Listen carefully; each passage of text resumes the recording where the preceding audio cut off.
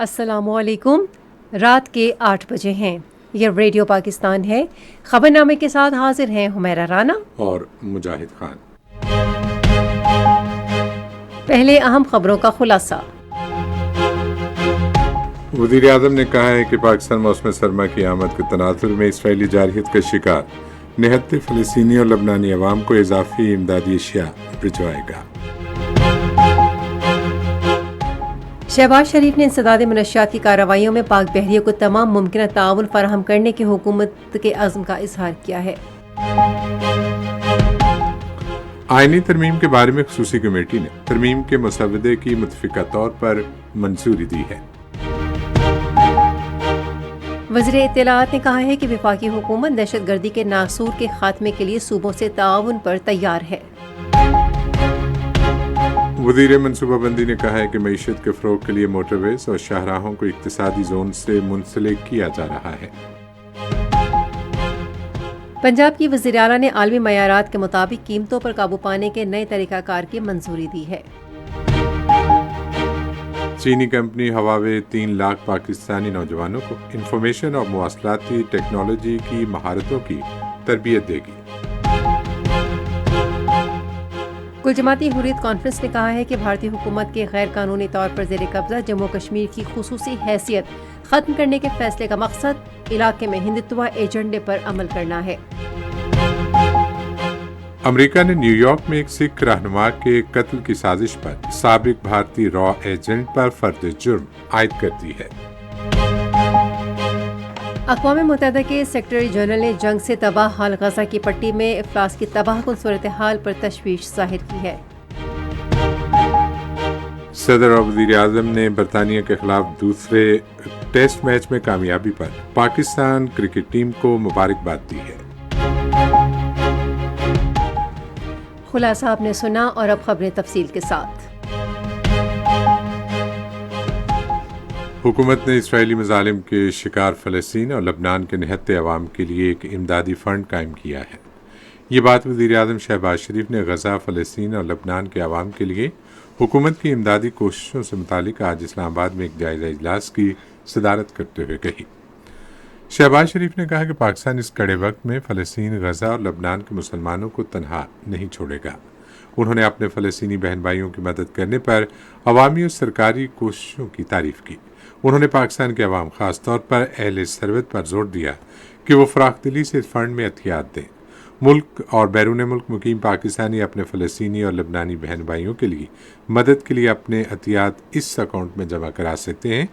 IBN PK 11SBPD 001111114292 اور راست I D ہے اس کی 0111114292۔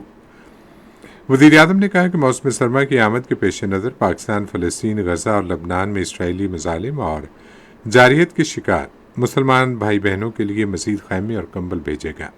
فلسطین اور لبنان میں 3000 اضافی خیمے اور 12000 کمبل بھیجے جائیں گے۔ انہوں نے کہا کہ پاکستان اسرائیلی جارحیت کے شکار مسلمان بھائی بہنوں کے لیے خوراک اور ادویات بھی بھیج رہا ہے۔ انہوں نے فلسطین کو امداد کی راہ میں رکاوٹ ڈالنے پر اسرائیل کی مذمت کی۔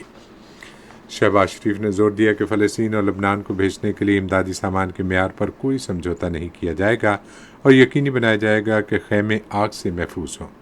انہوں نے ہمسایہ ممالک میں تعینات پاکستانی سفارتکاروں کو ہدایت کی کہ وہ حکومت پاکستان کی طرف سے بھیجے گئے امدادی اشیاء کی بروقت اور مؤثر انداز میں فراہمی کو یقینی بنائیں۔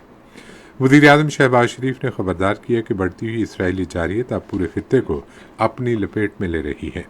انہوں نے عالمی قوتوں پر زور دیا کہ وہ فوری طور پر اسرائیل کو نہتے عوام کے قتل عام سے روکے۔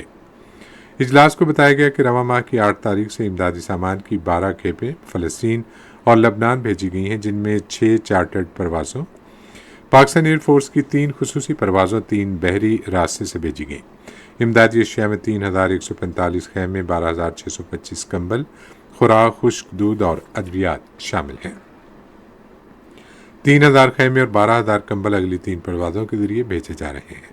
اجلاس کو بتایا گیا کہ فلسطین کے میڈیکل کے طالب علموں کا پہلا گروپ لاہور پہنچ چکا ہے، جبکہ دوسرا گروپ بھی حال ہی میں اسلام آباد پہنچا ہے۔ وزیر اعظم نے ہدایت کی کہ دوسرے شعبوں کے طالب علموں کو بھی پاکستانی یونیورسٹیوں میں تعلیم دینے کے اقدامات کو یقینی بنایا جائے۔ وزیر اعظم شہباز شریف نے پاک بحریہ کے انسداد منشیات کے مشن میں ہر ممکن تعاون فراہم کرنے کے عزم کا اظہار کیا ہے۔ انہوں نے آج ایک بیان میں کہا کہ انسانیت کی فلاح کے لیے منشیات کا مکمل خاتمہ نہایت اہم ہے۔ وزیر اعظم نے شمالی بحیرہ عرب میں انسداد منشیات کی کامیاب کارروائی پر پاک بحریہ کی مشترکہ ٹاسک فورس 150 کو خراج تحسین پیش کیا۔ انہوں نے 1.3 ٹن منشیات کی اسمگلنگ کی روک تھام پر پاک بحریہ کی متحرک قیادت کو سراہا۔ صدر آصف علی زرداری نے بھی شمالی بحیرہ عرب میں انسداد منشیات کی بڑی کامیاب کارروائی پر پاک بحریہ کی تعریف کی ہے۔ ایک بیان میں صدر نے پاکستان کی بحری حدود کے تحفظ اور سمندر میں غیر قانونی سرگرمیوں کو روکنے کے لیے پاک بحریہ کے کردار کو سراہا۔ انہوں نے شمالی بحیرہ عرب میں مشترکہ ٹاسک فورس 150 کے ساتھ مل کر ایک کامیاب کارروائی میں ایک مشکوک کشتی سے بڑے پیمانے پر منشیات قبضے میں لینے پر پاک بحریہ کی بے حد تعریف کی۔ پاک بحریہ کے جہاز PNS ذوالفقار اور پاکستان میری ٹائم ایجنسی کے جہاز PMSS کولاچی نے اس مشترکہ آپریشن میں حصہ لیا۔ امریکی بحریہ کے طیارہ بردار بیڑے USS ابراہم لنکن، امریکی کوسٹ گارڈز اور پاک بحریہ کے طیارے نے بھی مشترکہ آپریشن میں معاونت کی۔ پاک بحریہ کے سربراہ ایڈمرل نوید اشرف نے سمندر میں ماحولیاتی نظام کے تحفظ اور سمندری وسائل کے مستقل استعمال کی ضرورت پر زور دیا ہے، عالمی حیاتیاتی تنوع اور اقتصادی استحکام کو تاکہ یقینی بنایا جا سکے۔ وہ اٹلی کے شہر وینس میں بین الاعلاقائی سمندری قوت کے سمپوزیم سے خطاب کر رہے تھے۔ بحری افواج کے سربراہ نے کہا کہ تحفظ کی مؤثر حکمت عملیوں کے ذریعے سمندری ماحول کے پائیدار مستقبل کا تحفظ اور انسانی اور ماحولیاتی ضرورتوں میں توازن پیدا کیا جا سکتا ہے۔ 2025 میں پاک بحریہ کی کثیر قومی مشن امن کے موقع پر آئندہ ہونے والے امن مکالمے کا ذکر کرتے ہوئے ایڈمرل نوید اشرف نے کہا کہ اس سے بحری افواج اور سمندری تحفظ کے اداروں کے سربراہوں کو آئندہ نسلوں کے لیے سمندری وسائل کے تحفظ سمیت سمندری سلامتی کے مسائل کو سمجھنے میں مدد ملے گی۔ بحریہ کے سربراہ نے مختلف ملکوں کی بحری افواج کے سربراہوں سے بھی ملاقاتیں کی۔ سمپوزیم کے موقع پر پاک بحریہ کے سربراہ نے برطانیہ، امریکہ، تھائی لینڈ، جاپان اور اٹلی سمیت کئی ممالک کی بحری افواج کے رہنماؤں سے ملاقات کی۔ پاک بحریہ کے سربراہ نے اٹلی کی وزارت دفاع کے سیکریٹری جنرل کے ہیڈ کوارٹرز کا دورہ کیا اور دفاع کی secretary general Luisa Riccardi, director vice admiral Giuseppe Abbamonte اور deputy chief defence vice admiral Giacinto Ottaviani سے ملاقات کی۔ ملاقات کے دوران دو طرفہ دلچسپی کے امور بڑھتے ہوئے بحری خطرات اور باہمی بحری تعاون پر تبادلہ خیال کیا گیا۔ آئینی ترمیم کے بارے میں خصوصی کمیٹی نے ترمیم کا مسودہ متفقہ طور پر منظور کر لیا ہے۔ یہ بات پاکستان مسلم لیگ نون کے رہنما سینیٹر عرفان صدیقی نے آج شام اسلام آباد میں صحافیوں سے گفتگو کرتے ہوئے کہی۔ سینیٹر عرفان صدیقی نے کہا کہ جمعیت علماء اسلام، فضل الرحمان گروپ اور پاکستان تحریک انصاف سمیت تمام جماعتوں کی جانب سے مسودہ منظور کیا گیا، جبکہ کسی جماعت نے کوئی اختلافی نوٹ نہیں دیا۔ انہوں نے کہا کہ یہ ایک بڑی پیش رفت ہے اور اب یہ مسودہ منظوری کے لیے وفاقی کابینہ کو پیش کیا جائے گا، جس کے بعد اسے پارلیمنٹ میں پیش کیا جائے گا۔ علماء کرام نے آئینی ترامیم اور اصلاحات کی حمایت کی ہے۔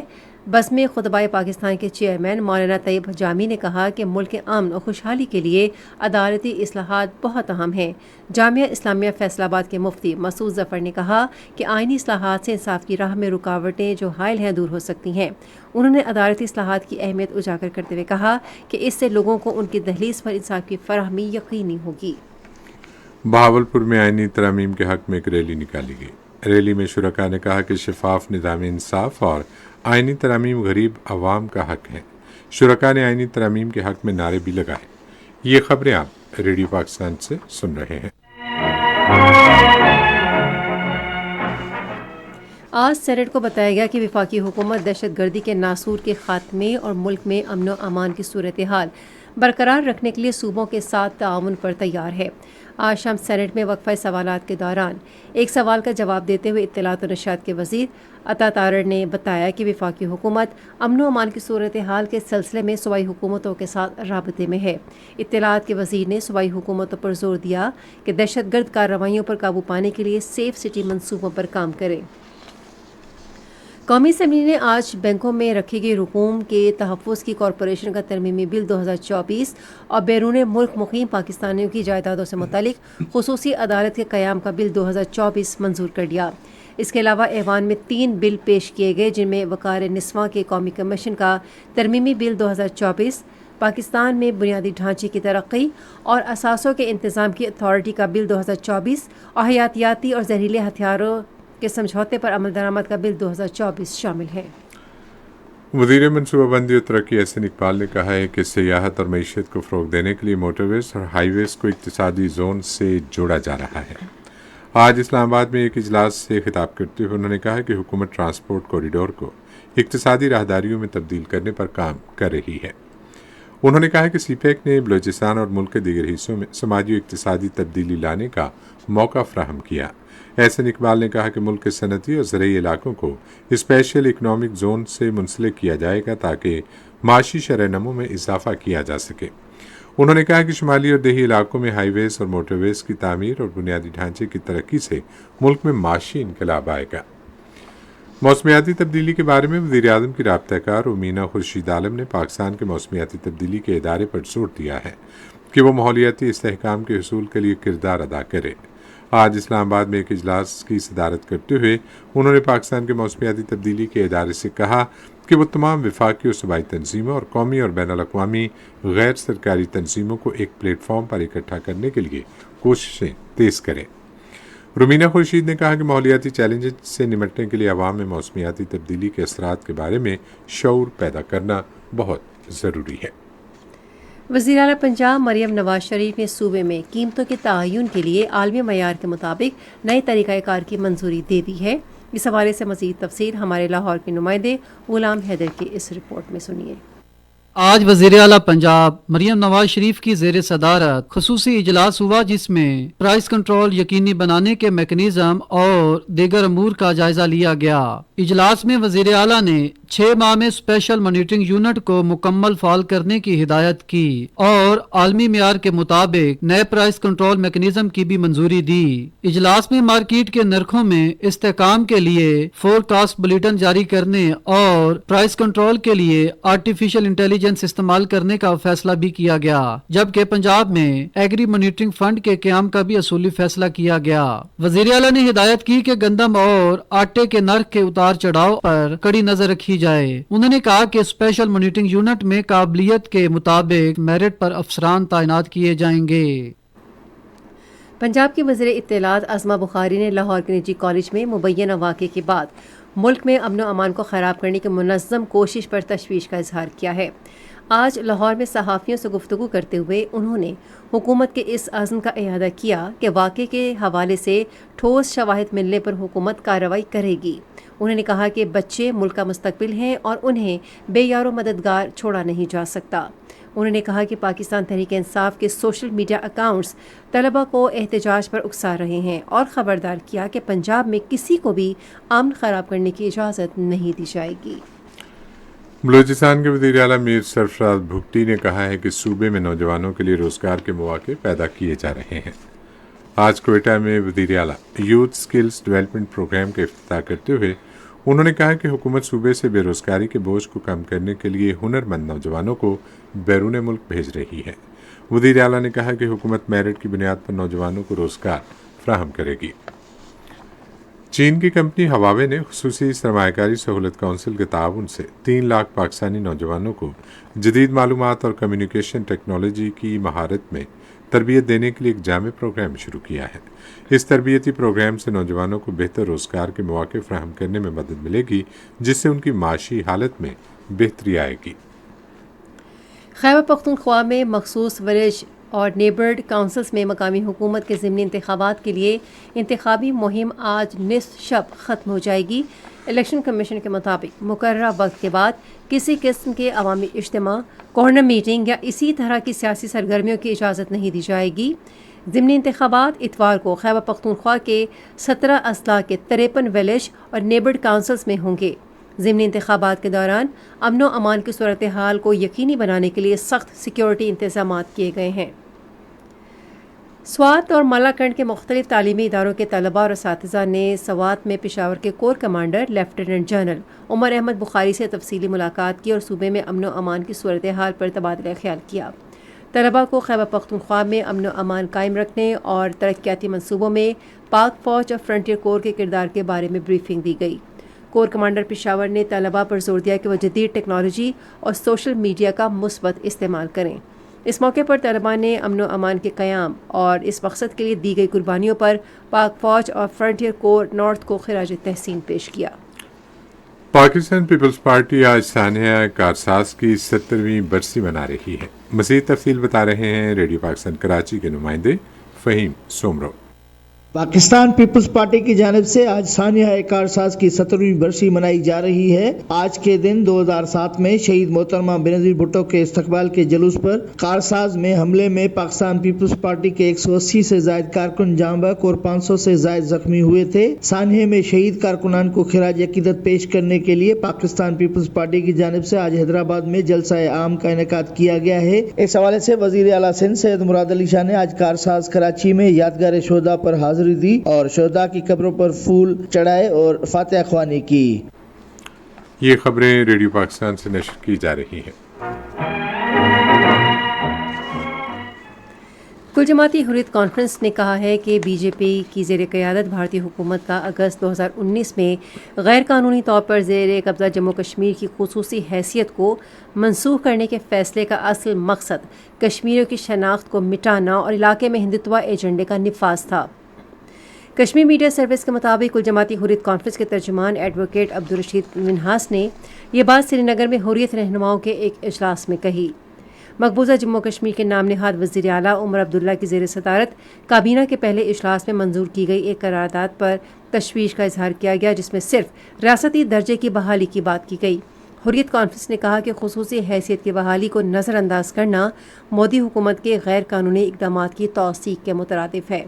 دریا اسنا، اسلام آباد، شوپیاں، راجوری اور پونچھ اضلاع کے مختلف علاقوں میں بھارتی فوج کی محاصرے اور تلاشی کی کارروائیاں جاری ہیں، جس کی وجہ سے مقامی آبادی میں خوف و دہشت کا ماحول ہے۔ امریکہ نے نیویارک میں سکھ رہنما گرپتونت سنگھ پنو کو قتل کرنے کی ناکام کوشش میں بھارتی خفیہ ادارے کے سابق افسر وکاس یادو کو ملزم قرار دیا ہے۔ امریکہ کے محکمہ انصاف نے کہا ہے کہ یادو بھارتی خفیہ ایجنسی را کے سابق افسر ہیں۔ امریکہ نے کہا ہے کہ امریکہ اور کینیڈا کی دوہری شہریت رکھنے والے سکھ رہنما گرپتونت سنگھ پنو کے قتل کی ناکام کوشش میں بھارتی ایجنٹ ملوث ہیں۔ برطانوی خبر رساں ادارے رائٹر نے اپنی ایک رپورٹ میں کہا ہے کہ 2020 کے فسادات کے بعد بھارتی دارالحکومت دلی کے مکین مسلمان مخصوص علاقوں میں آباد ہو رہے ہیں۔ رپورٹ میں کہا گیا ہے کہ بہت سے مسلمان بھارت کی بی جے پی کی زیر قیادت حکومت کے تحت مسلمانوں کے خلاف بڑھتے ہوئے اقدامات کی وجہ سے ہندو اکثریت والے علاقوں سے دور واقع علاقوں میں آباد ہو رہے ہیں۔ اقوام متحدہ کے سیکریٹری جنرل انتونیو گوتریس نے جنگ سے تباہ ہونے والی غزہ کی پٹی میں خوراک کی کمی میں خطرناک حد تک اضافے پر خطرے کی گھنٹی بجا دی ہے۔ Social media platform X پر ایک پوسٹ میں انہوں نے صورتحال کو ناقابل برداشت قرار دیا۔ انہوں نے اسرائیل سے غزہ کے سرحدی راستوں کو کھولنے کے لیے اپنی اپیل دہراتے ہوئے کہا کہ اس سلسلے میں تمام رکاوٹوں کو دور کیا جانا چاہیے تاکہ اقوام متحدہ کی جان بچانے والی ایجنسیاں امداد فراہم کر سکیں۔ ریڈیو خبرنامہ جاری ہے اور اب وقت ہے کھیلوں کی خبروں کا۔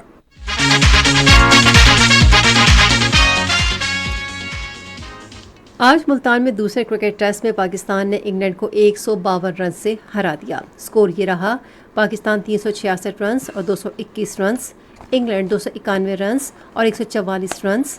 3 میچوں کی سیریز اب 1-1 سے برابر ہو گئی ہے۔ یہ 2021 کے بعد کسی ٹیسٹ میچ میں پاکستان کی پہلی فتح ہے۔ پاکستان کی طرف سے ساجد خان اور نعمان علی نے دونوں اننگز میں انگلینڈ کی تمام 20 وکٹیں حاصل کر کے تاریخ رقم کی۔ ساجد خان کو میچ کا بہترین کھلاڑی قرار دیا گیا۔ اس سے قبل کامران غلام نے اپنے پہلے ہی ٹیسٹ میچ میں شاندار سینچری سکور کی۔ صدر آصف علی زرداری اور وزیر اعظم شہباز شریف نے قومی کرکٹ ٹیم کو انگلینڈ کے خلاف دوسرے ٹیسٹ میں کامیابی پر مبارکباد دی ہے۔ صدر نے اپنے پیغام میں پاکستانی کھلاڑیوں بالخصوص اسپنرز کی شاندار کارکردگی کو سراہا جنہوں نے فتح کی راہ ہموار کی۔ انہوں نے امید ظاہر کی کہ گرین شرٹس مستقبل میں بھی شاندار کھیل کا مظاہرہ کرتی رہیں گی۔ وزیر اعظم شہباز شریف نے کرکٹ ٹیم کو طویل عرصے کے بعد ہوم ٹیسٹ میں انگلینڈ کے خلاف تاریخی کامیابی پر مبارکباد دی۔ انہوں نے سماجی رابطے کی ویب سائٹ ایکس پر ایک پیغام میں ساجد خان اور نعمان علی کی شاندار کارکردگی کی تعریف کی۔ انہوں نے کہا کہ یہ غیر معمولی کامیابی پوری ٹیم کی اعلیٰ کارکردگی کی بدولت ممکن ہوئی۔ پاکستان ٹیسٹ ٹیم کے کپتان شان مسعود نے کہا ہے کہ ہمیں ابھی بہت کچھ کرنے کی ضرورت ہے۔ ملتان میں انگلینڈ کے خلاف دوسرے ٹیسٹ میچ میں کامیابی کے بعد گفتگو کرتے ہوئے انہوں نے کہا کہ ہم میچ میں 20 وکٹیں لینے میں کامیاب ہوئے۔ ہم نے ملتان میں زیادہ ٹیسٹ میچز نہیں کھیلے ہیں۔ بنگلہ دیش کے خلاف سمرز کو کھلایا، اس ٹیسٹ میں پلان تبدیل کیا اور اسپنرز کو آزمایا۔ قومی کرکٹ ٹیم کے اسپنرز نعمان علی اور ساجد خان نے 52 سال بعد ٹیسٹ کرکٹ کا ریکارڈ برابر کر دیا۔ انگلینڈ کی تمام 20 وکٹیں پاکستان کے انہی دو اسپنرز نے حاصل کیں اور یہ ٹیسٹ کرکٹ کی تاریخ میں 7واں موقع ہے جب 20 کھلاڑیوں کو 2 بولرز نے آؤٹ کیا۔ نعمان علی نے انگلینڈ کے خلاف دوسرے ٹیسٹ میں 11 اور ساجد خان نے 9 وکٹیں حاصل کیں۔ پاکستان کی جانب سے 2 بولرز کا تمام 20 وکٹیں لینے کا یہ دوسرا واقعہ ہے۔ ملتان ٹیسٹ سے قبل 2 بولرز کا ٹیسٹ میں تمام 20 وکٹیں لینے کا کارنامہ 52 سال قبل ہوا تھا۔ پاکستان نے تاریخی کامیابی حاصل کرتے ہوئے انڈونیشیا میں ہونے والی 6ٹی ایشین اوپن تائیکوانڈو چیمپئن شپ کا ٹائٹل اپنے نام کر لیا۔ کسی بین الاقوامی تائیکوانڈو ایونٹ میں پاکستان کی جانب سے بہترین کارکردگی کا مظاہرہ کرتے ہوئے کھلاڑیوں نے مجموعی طور پر 3 گولڈ، 3 سلور اور 3 کانسی کے میڈل جیتے، جو کہ ملک کی تائیکوانڈو تاریخ کا ایک یادگار لمحہ ہے۔ چیمپئن شپ میں جمعرات کو پاکستان کے ہارون خان نے 58 کلو گرام کیٹیگری کے فائنل میں اپنے ہم وطن ابوبکر کو شکست دے کر گولڈ میڈل جیتا۔ ہارون نے یہ مقابلہ سنسنی خیز انداز میں 6-4 اور 9-7 سے جیتا۔ اسی کیٹیگری میں ابوبکر نے سلور میڈل حاصل کیا۔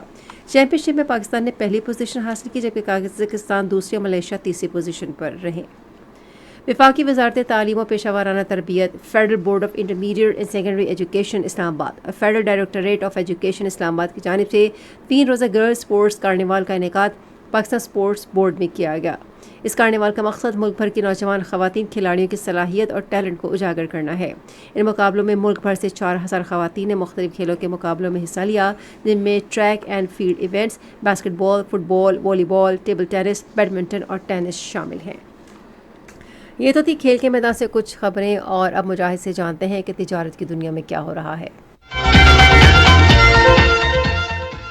اسٹیٹ بینک نے کہا ہے کہ بینکوں کو مارکیٹ آپریشنز کے لیے 4093 ارب روپے فراہم کیے گئے ہیں۔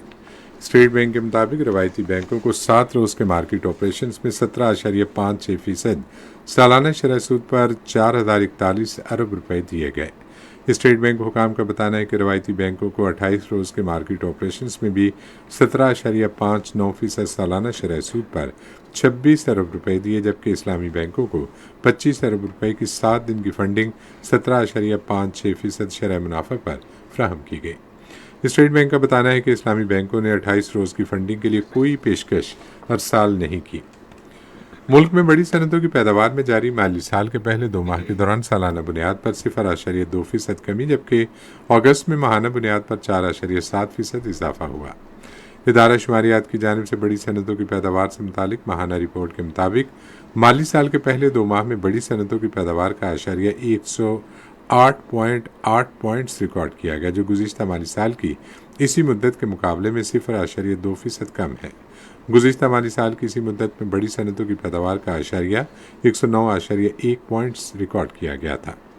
اگست میں بڑی صنعتوں کی پیداوار کا 111.3 پوائنٹس ریکارڈ کیا گیا، جو جولائی کے مقابلے میں 4.7% زیادہ ہے۔ جولائی میں بڑی صنعتوں کی پیداوار کا 106.4 پوائنٹس ریکارڈ کیا گیا۔ اعداد و شمار کے مطابق مالی سال کے پہلے 2 ماہ میں ٹیکسٹائل کی پیداوار میں سالانہ بنیاد پر 0.6%، خوراک 0.32%، کوئلہ اور پیٹرولیم 0.5%، ویئرنگ اپرل 2.2%، کھادیں 0.1%، مشروبات 0.1%، آٹو موبائل 0.4%، تمباکو 0.4%، پیپر اینڈ بورڈ 0.1% اور ٹرانسپورٹ آلات کی پیداوار میں سالانہ بنیاد پر 0.1% اضافہ ہوا۔ اس کے برعکس فارما مصنوعات کی پیداوار میں 0.1%، غیر دھاتی مادی مصنوعات 1.4%، آئرن اینڈ اسٹیل 0.7%، کیمیکل مصنوعات 0.1% اور برقی مصنوعات کی پیداوار میں 0.6% کی کمی ہوئی۔ پاکستان اسٹاک ایکسچینج میں مندی کا رجحان دیکھا گیا۔ KSE 100 انڈیکس 335 پوائنٹس کی کمی کے بعد مارکیٹ کے اختتام پر 85,250 پوائنٹس پر بند ہوا۔ مجموعی تجارتی حجم 323 ملین سے زائد حصص ریکارڈ کیا گیا، جبکہ کل 513 ملین سے زائد حصص کا لین دین ہوا تھا۔ آج پاک ریفائنری کمپنی کے سب سے زیادہ 28 ملین سے زائد حصص کا کاروبار ہوا۔ آج مجموعی طور پر 445 کمپنیوں کے حصص کا لین دین ہوا، جس میں سے 170 کمپنیوں کے حصص کی قیمتوں میں اضافہ، 206 میں کمی، جبکہ 69 کمپنیوں کی حصص کی قیمتوں میں استحکام دیکھا گیا۔ سفائر فائبر لمیٹڈ کمپنی کے حصص کی قیمتوں میں سب سے زیادہ 113.59 روپے کا اضافہ، جبکہ یونیلیور پاکستان فوڈز کے حصص کی قیمتوں میں 101.84 روپے کی کمی ہوئی۔ نیشنل بینک کے اعلان کے مطابق روپے اور دیگر غیر ملکی کرنسیوں کے درمیان شرح تبادلہ کچھ اس طرح رہی۔ امریکی ڈالر قیمت خرید 277.70 روپے اور قیمت فروخت 278.20 روپے، پاؤنڈ اسٹرلنگ 361.69 اور 362.34 روپے، یورو 30.09 اور 301.64 سعودی ریال 73.97 اور 74.11، UAE درہم 76.16 اور 76.29، جاپانی ین 1.85 اور 1.86۔ آج کراچی میں 10 گرام سونے کی قیمت 2,39,545 روپے رہی۔ کراچی پورٹ ٹرسٹ پر گزشتہ 24 گھنٹے کے دوران 1,20,149 میٹرک ٹن سامان کی نقل و حمل ہوئی، جس میں سے 41,284 میٹرک ٹن برآمدی اور 78,865 میٹرک ٹن درآمدی سامان شامل تھا۔ اور اب سنتے ہیں فن کی دنیا سے کچھ خبریں۔ لاہور آرٹ کونسل کے زیر تمام الحمرا میلوڈیز میں محفل قوالی کا انعقاد کیا جا رہا ہے، جس میں ہما عمران قوالی ہم نواؤں کے ساتھ پرفارم کر رہی ہیں۔ الحمرا لاہور میں محفل مشاعرہ کا انعقاد کیا گیا، جس کی صدارت نامور شاعر اور سماجی ادبی شخصیت عباس تابش نے کی۔ محفل مشاعرہ میں شعراء کرام نے اپنا بہترین کلام پیش کیا۔ شعراء نے اشعار، غزلیں، نظمیں پیش کر کے سما باندھ دیا۔ صوفیہ بیدار، سائمہ آفتاب، شوکت فہمی، خالد ندیم شانی، خرم آفاق، عمر مشتاق اور دیگر نامور شعراء نے اپنا اپنا کلام پیش کیا۔ آرٹس کونسل کراچی میں جاری 38 روزہ ورلڈ کلچر فیسٹیول میں معروف بھارتی ڈرامہ نگار جاوید صدیقی کا تحریر کردہ ڈرامہ سالگرہ پیش کیا گیا، اور ڈرامے میں معروف اداکار پارس مسرور اور سبرینا نے مرکزی کردار ادا کیے ہیں۔ یہ تو تھی انٹرٹینمنٹ کی دنیا سے کچھ خبریں، اور اب سنتے ہیں سائنس کی دنیا سے کچھ خبریں۔ امریکی خلائی ادارے ناسا نے ماضی میں زمین کو تباہ کرنے والے قاتل سیارچوں کو 1000 اسپیس کرافٹ کی آرمی سے ختم کرنے کا منصوبہ بنایا ہے۔ خلائی ادارہ خاموشی کے ساتھ ایسے لائے عمل پر کام کر رہا ہے اور ایسے طریقوں کی آزمائش کر رہا ہے جس سے خلا میں موجود مہلک سیارچوں کو تباہ کیا جائے تاکہ زمین کو بچایا جا سکے۔ ناسا کی جانب سے national prepared strategy and action plan for near earth objects and hazards and planetary defence کی جانب سے ایک رپورٹ جاری کی گئی۔ چینی محققین نے چین کے مشرقی صوبے سے ڈائناسور کے ایک نئے قسم انڈے کی باقیات دریافت کی ہیں، جو اب تک کا دریافت ہونے والا سب سے چھوٹا انڈا ہے۔ موسم کی تازہ ترین صورتحال جانتے ہیں ماہر موسمیات محمد جنید سے۔ ملک کے بیشتر علاقوں میں موسم خشک اور مطلع صاف ہے۔ آئندہ 24 گھنٹوں کے دوران ملک کے بیشتر علاقوں میں موسم خشک رہنے کا امکان ہے، اور گزشتہ 24 گھنٹوں کے دوران ملک کے بیشتر علاقوں میں موسم خشک اور گرم رہا، تاہم گلگت بلتستان میں بگروٹ کے مقام پر 1 ملی میٹر بارش ریکارڈ کی گئی۔ آج ریکارڈ کیے گئے زیادہ سے زیادہ درجہ حرارت کی تفصیل: سب سے زیادہ درجہ حرارت تربت میں 43 ڈگری سینٹی گریڈ، جبکہ لسبیلا، شہید بنظیر آباد میں 40 ڈگری سینٹی گریڈ ریکارڈ کیا گیا۔ اس کے علاوہ ملک کے دیگر اہم شہروں کی زیادہ سے زیادہ درجہ حرارت کی تفصیل: اسلام آباد میں 33 ڈگری سینٹی گریڈ، مری 21، لاہور 34، کراچی 38، پشاور 32، کوئٹہ 28، مظفر آباد 32، گلگت 28، کردو 20، سری نگر 26، جموں 31، لے 14، پلوامہ 25، اننت ناگ 26 اور شوپیاں میں 25 ڈگری سینٹی گریڈ ریکارڈ کیا گیا۔ خبرنامہ ختم کرنے سے پہلے اہم خبروں کا خلاصہ ایک بار پھر سماعت کیجیے۔ وزیر اعظم نے کہا ہے کہ پاکستان موسم سرما کی آمد کے تناظر میں اسرائیلی جارحیت کا شکار نہتے فلسطینی اور لبنانی عوام کو اضافی امدادی اشیاء بھجوائے گا۔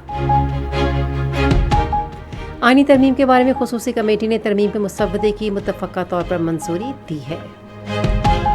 خبرنامہ آپ نے سنا۔